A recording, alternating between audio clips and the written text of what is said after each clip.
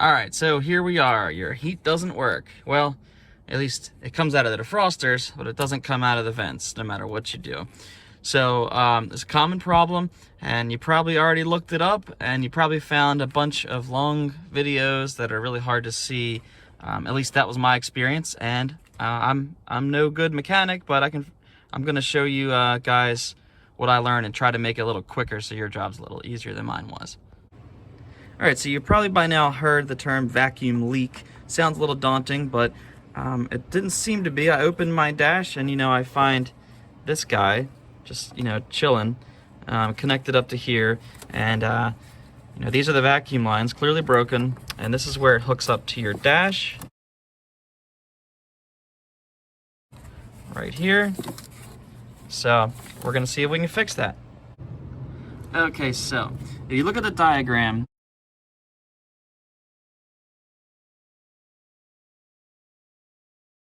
you'll see that this is the hose that seems to go back, way back there to the engine somewhere.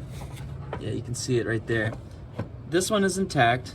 I know because I stuck my finger on it and I have good suction out of this end. So I'm gonna assume that's good. Now, the other diagram shows it going down here. Let's see. Here's one of the vacuum hoses, right? And this runs down. I'm gonna wiggle it so you can see it. Now I thought this went on that little ball, but it doesn't. It goes to this doohickey here. Yeah, again, I'm not a mechanic. I don't know what the heck this is, but it's clearly attached and intact. So that leaves us with what's missing, which is the actual vacuum ball, whatever the heck that is, which is down here. It's hard to access. I kind of crawled under the vehicle and I can feel that the hose is not present. So we're gonna crawl under and stick it on there. You might have to take the wheel off for better access, depending on how small and nimble you are. Okay, so these are the official OEM vacuum lines from GM. I'm sure you don't need these. You probably could just use anything that sticks on there and is fairly heat resistant, but I'm lazy and I don't mind spending a little extra money. So I just bought OEM and then I salvaged this T-piece connector from the original setup. We're gonna see what we can do. Okay, so this is one of the new vacuum lines. I just kind of dangled it down there so it's easier for me to fish out. Not to be confused with the old one, which is still good. So now we gotta hook this up to the ball. Okay, here's the view from underneath, right passenger front. I think it'd probably be smart to take the tire off, but I'm not smart, so I feel like this is the notch here. Definitely went into something.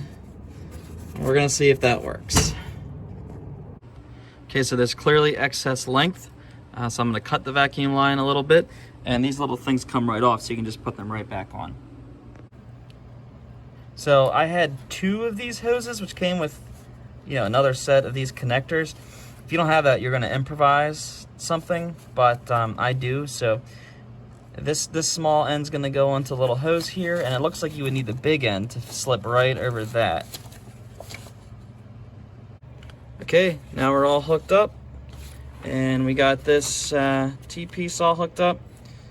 Hopefully right. Disclaimer, I'm not a mechanic. All right, and let's see. Fucked something up. All right, well, I said it didn't work, but it turns out I'm just an idiot. The vacuum being disconnected takes some pressure to build up for about a minute. So boom, look at that. Nice heating, selectable. And now not only does the AC work, but it's way better than in the condition when I first bought it. Yeehaw.